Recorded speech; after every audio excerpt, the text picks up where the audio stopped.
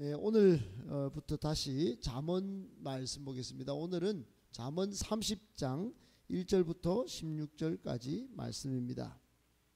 구약성경 944쪽 잠언 30장 1절부터 16절까지입니다.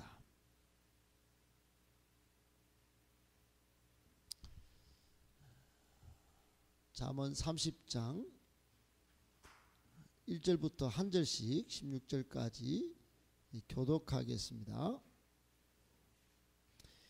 이 말씀은 야게의 아들 아굴의 잠언이니 그가 이디엘 곧 이디엘과 우갈에게 이른 것이니라. 나는 다른 사람에게 비하면 짐승이라. 내게는 사람의 총명이 있지 아니하니라. 나는 지혜를 배우지 못하였고 또 거룩하신 자를 아는 지식이 없거니와. 하늘에 올라갔다가 내려온 자가 누구인지, 바람을 그 장중에 모은 자가 누구인지, 물을 옷에 싼 자가 누구인지, 땅의 모든 끝을 정한 자가 누구인지, 그의 이름이 무엇인지, 그의 아들의 이름이 무엇인지 너는 아느냐. 하나님의 말씀은 다 순전하며 하나님은 그를 의지하는 자의 방패시니라. 그의 말씀에 더하지 말라. 그가 너를 책망하시겠고 너는 거짓말하는 자가 될까 두려우니라. 내가 두 가지 일을 주께 구하였사오니 내가 죽기 전에 내게 거절하지 마시옵소서. 곧 헛된 것과 거짓말을 내게서 멀리하옵시며 나를 가난하게도 마옵시고 부하게도 마옵시고 오직 필요한 양식으로 나를 먹이시옵소서. 혹 내가 배불러서 하나님을 모른다 여호와가 누구냐 할까 하오며 혹 내가 가난하여 도둑질하고 내 하나님의 이름을 욕되게 할까 두려워함이니이다. 종을 그의 상전에게 비방하지 마라. 그가 너를 저주하겠고 너는 죄책을 당할까 두려우니라. 아비를 저주하며 어미를 축복하지 아니하는 무리가 있느니라. 여기면서도 자기의 더러운 것을 씻지 아니하는 무리가 있느니라. 눈이 심히 높으며 눈꺼풀이 높이 들린 무리가 있느니라. 아니 장건 같고 금도 같아서 가난한 자를 땅에서 삼키며 궁핍한 자를 사람 중에서 삼키는 무리가 있느니라. 거머리에게는 두 딸이 있어 다오 하느니라. 족한 줄을 알지 못하여 족하다 하지 아니하는 것 서넛이 있나니 곧 소울과 아이 빼지 못하는 태와 물로 채울 수 없는 땅과 족하다 하지 아니하는 불이니라. 아멘. 할렐루야. 네, 반갑습니다. 여러분 성탄절 주간을 잘 우리 보내고 이제 한 해의 마지막 주간을 맞이했습니다. 딱 시적절하게 잠언 마지막 또 본문을 우리가 대하게 되는데 이 말씀이 마지막을 보내는 우리에게 주는 교훈이 작지 않습니다. 잠언서의 대부분의 내용은 솔로몬 다윗의 아들 지혜의 왕 솔로몬이 편집하고 또 들려주고자 했던 말을 모아놓았던 그런 말씀이라면 오늘 마지막은 여기 1절에도 밝히고 있는 바와 같이 아굴의 잠언입니다. 아굴이라는 사람이 그의 두 아들에게 곧 이디엘과 우갈에게 이런 전한 잠언인데 아마도 솔로몬 시대에 아주 지혜로운 한 사람이었던 것 같습니다. 매우 지혜롭고 겸손하고 또 바른 신앙을 가지려고 애쓰고 노력했던 사람이 아닐까 충분히 본문을 읽어보면 짐작이 가고도 남는 그런 내용이기 때문에 그 사람의 됨됨이를 충분히 파악할 수 있습니다.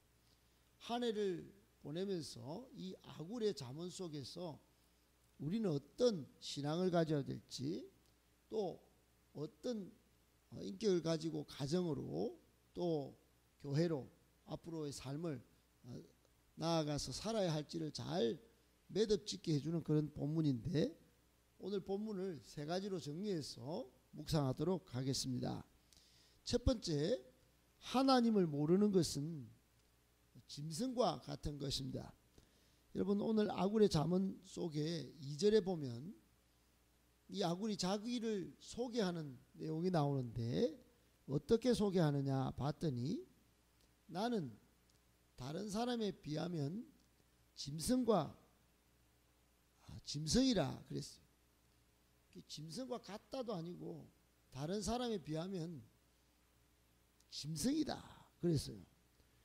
여러분, 사람의 총명이 있지 않다는 그 뒷절의 구절을 봤을 때 이 아굴은 총명이 아마 좀 사라졌든지 총기가 좀 떨어져서 자기를 짐승이라고 표현한 걸로 보이지만, 여러분, 짐승이 뭡니까?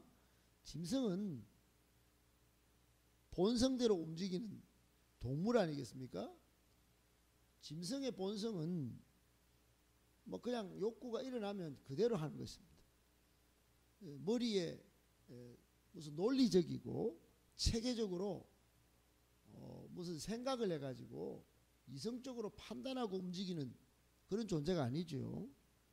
아마도 아굴은 어리석고 아둔한 그리고 이성적이고 논리적으로 무엇을 판단하고 행동하는 그런 존재가 아니라는 것을 우회적으로 상징적으로 자기를 그렇게 표현한 것 같습니다. 2절이 아니라 3절 이하에 가면 짐승이라고 표현한 본질적인 그런 이유를 우리가 밝히 알 수 있는데, 3절에 보면 쉽게 유추할 수 있습니다. 나는 지혜를 배우지 못하였고 또 거룩하신 자를 아는 지식이 없거니와 그랬어요. 여러분, 솔로몬 시대의 지혜는 굉장히 고귀한 어떤 영적인 자산이었던 것 같습니다. 솔로몬이 그랬고, 그 지혜로 끝에는 하나님을 경외하는 지식을 가지라고 전도서 끝에도 온갖 시편에도 또 잠언에도 그렇게 밝히고 있는 것을 봅니다. 그 중에 특별히 오늘 3절 끝에 보면 거룩하신 자를 아는 지식이 없었다. 아굴은 아마도 하나님을 아는 지식이 없었던 자신의 모습을 상징적으로 짐승과 같은 존재다 이렇게 연결시키는 것 같습니다. 여러분, 칼뱅이 종교개혁을 할 때 하나님을 아는 지식이 없는 것을 통탄하면서 거의 기독교 강요 첫 번째 전체를 하나님을 아는 지식이라고 정론을 펼치는 것을 볼 수 있습니다. 하나님을 아는 지식이 없고서야 로마 가톨릭이 1000년을 뾰족뾰족한 화려한 성당을 지었던들 아무 소용이 없다. 이건 개혁의 대상이 된다. 그러고는 모든 성도들이 하나님을 아는 지식이 있어야 된다고 가르쳤습니다. 여러분, 오늘 4절에 보니까 하늘에 올라갔다가 내려온 자가 누군지, 바람을 조종하는 자가 누군지, 물을 조종하는 자가 누군지, 땅의 경계를 정하는 자가 누군지, 이름이 뭔지, 그 아들의 이름이 뭔지 몰랐다는 거예요. 자기가 너는 아느냐 이렇게 자기한테 질문하면서 너는 그거 모르지 않냐, 그러니 짐승이지 않냐, 본능대로 사는 거 아니냐. 여러분, 하나님을 모르고 이 세상에 많은 것들을 이루어간들 본능대로 사는 것입니다. 그것은 본능대로 사는 짐승과 같은 삶이 되는 것입니다. 아굴의 이 교훈은 우리에게 무엇을 가르쳐 줍니까? 한 해를 살고 인생을 다 살아도 하나님을 아는 지식을 잘하게 만들어야 한다는 것이에요. 그렇지 않으면 결국은 오래 살았으나 결국 짐승과 같은 존재로 그렇게 살다가 끝나는 것이다 하는 것입니다. 우리가 자신을 일으켜 어리석다, 우둔하다 이렇게 말하지 않습니다. 그러나 하나님을 아는 지식이 없다면 깨달아야 합니다. 결국은 짐승과 같은 존재로 살다 갈 뿐인 것을. 여러분, 하나님을 모르는 것은 정말로 부끄러워야 할 일입니다. 하나님을 아는 지식에서 자라가기 위하여 새벽도 깨우고 1년 동안 다시 하나님의 말씀인 성경을 일독하려고 애를 쓰고 그것을 잘 깨닫기 위하여 설교도 잘 듣고 하는 모든 성도님들 다 되시기를 예수님의 이름으로 축복합니다. 아멘. 두 번째, 그러므로 우리는 말씀과 기도의 삶이 중요한 것을 알아야 합니다. 여러분, 하나님을 알기 위해서 하나님이 주신 방법은 성경이 가장 확실하고 중요합니다. 성경은 하나님의 존재와 또 하나님의 사역과 또 하나님을 통해 이루어진 역사를 적나라하게 보여주는 가장 좋은, 정말로 필요한 그런 책입니다. 이 책은 역사 이래로 가장 많이 팔렸고 지금도 애용되고 있으며 우리의 손에서 놓지 말아야 할 생명과 같은 책입니다. 욥은 처음에는 몰랐지만은 나중에는 욥기 38장에 보면 내가 절대자 하나님, 전능자 하나님을 올랐던 무지를 통탄하면서 이제야 하나님을 눈으로 뵙습니다. 이렇게 고백했습니다. 욥의 결국은 하나님이 인생의 전부였다 하는 것입니다. 오늘 5절에도 보면 하나님의 말씀은 다 순전하며 하나님은 그를 의지하는 자의 방패신이라 그랬어요.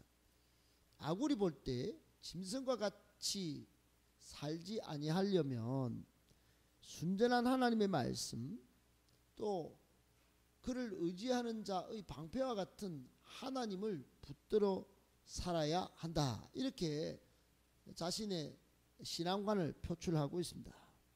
거기다가 6절에 보면 너는 그의 말씀에 더하지 마라. 하나님 말씀 외에 지식이나 정보나 그거 더해가지고 사는 것은 그 책망받을 일이고 또 거짓말하는 자가 될까 두렵다 그랬어요.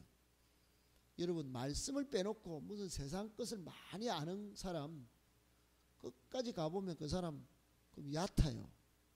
결국은 거짓말하는 것과 같은 꼴을 경험하게 돼요. 여러분, 그것 다 없어도 세상 지식과 정보가 좀 모자라도 하나님의 말씀이 충만한 사람 보면 굉장히 지혜롭습니다. 그 사람의 교훈을 듣다 보면 인생이 잘 풀리는 것 같은 것을 경험하게 돼요. 아울러 오늘 7절에 아굴은 기도를 합니다. 내가 죽기 전에 두 가지 일을 주께 구하였사오니 그렇게 기도를 합니다. 아굴은 짐승 같은 삶을 탈피하기 위하여 두 가지를 딱 붙듭니다. 하나는 말씀이고 성경, 또 하나는 기도였습니다. 여러분, 아굴이 오늘 우리에게 주는 교훈은 한 해를 보내면서 우리도 본능대로 살다가 하나님께 책망받고 인생에 실패하지 않으려면 딱 두 가지 붙들어야 한다는 것을 교훈합니다. 첫 번째는 말씀이요, 두 번째는 기도의 삶입니다. 한결같이 2022년에도 우리 새벽 성도님들 말씀을 사랑하고 기도의 삶을 살아서 정말 하나님께 칭찬받고 또 인생도 복되게 잘 갖고 가시는 복된 성도님들 다 되시기를 예수님의 이름으로 축복합니다. 아멘. 마지막 세 번째, 성도는 족한 줄 알아야 합니다. 여러분, 오늘 15절에 보면 아굴이 네 가지 만족을 모르는 4인방을 소개합니다. 첫 번째 거머리 이야기인데, 저도 논농사를 지어봤는데 논에서 일을 하다 보면 어느새 소리 소문 없이 다리에 그게 붙어 있어요. 시커먼 게. 나중에는 좀 따끔해서 보면 이게 딱 달라붙어가지고 피를 온통 빨아먹고 있는 거예요. 여러분 족한 줄 모르고 피를 끝까지 빨아먹습니다. 거머리가 그런 거예요. 여러분 오늘 15절에 보니까 거머리에게는 두 딸이 있어 다오 하는 거예요. 첫째 딸도 다오 그러고 둘째 딸도 다오 그러고 족한 줄 알지 못해서 그러는데 이게 또 서너시 다른 존재도 있는데 16절에 보면 스올이 그렇습니다. 사람이 죽어서 가는 곳 다 계속해서 채곡 죽어서 거기 갑니다. 음부라고 그러죠. 아이 배지 못하는 태. 그러니까 계속 소망이 막 끝도 없습니다. 물로 채울 수 없는 땅 얼마나 목마릅니까? 그리고 족하다 하지 않으면 불도요. 이게 타오르기 시작하면 다닥다닥 옆에 거 다 끌고 들어갑니다. 족한 줄 모르는 4인방을 거머리와 함께 소개하면서 아굴은 기도를 합니다. 조금 전에도 우리가 봤지만 7, 8절에 두 가지 기도를 하는데 나는 그러지 않았으면 좋겠다. 첫 번째, 헛된 것 그리고 거짓말을 멀리하게 해 주십시오. 여러분 헛된 것을 쫓기보다 또 거짓말을 하는 것보다는 내가 진실된 말, 정직한 말을 하기를 구했고, 두 번째, 나를 가난하게도 마옵시고 부하게도 마옵시고 오직 필요한 양식으로 나를 먹여주시옵소서. 그렇게 하나님께 기도했습니다. 여러분 한마디로 아굴은 하나님께 족한 삶을 살도록 정말 지금 이 정도면 족합니다 하면서 만족하는 삶을 살기를 기도했습니다. 우리 인생은 만족할 줄 몰라서 마치 거머리와 같고 오늘 소개된 4인방과 같은 삶을 계속 살고 있습니다. 그러다가 사고가 터지고 나라와 민족이 싸우고 갈등이 끊이질 않습니다. 만족할 줄 아는 삶 얼마나 여러분 신앙적으로 고귀한 삶인지 모릅니다. 성도는 족한 줄 알고 마치 바울과 같이 일체의 비결을 배워서 이 땅에 하나님 나라를 실현해야 할 사람들입니다. 만족할 줄 몰라서 세상 사람과 똑같이 살 때 우리는 비참하고 또 세상에 손가락질 받을 수 있다는 사실 깨달으시고 족한 줄 알기를 위하여 아굴과 같이 기도하면서 그렇게 한 해를 마무리하고 2022년도에는 감사로 하나님께 영광을 올려드리는 복된 성도의 삶이 다 되시기를 예수님의 이름으로 축복합니다. 아멘.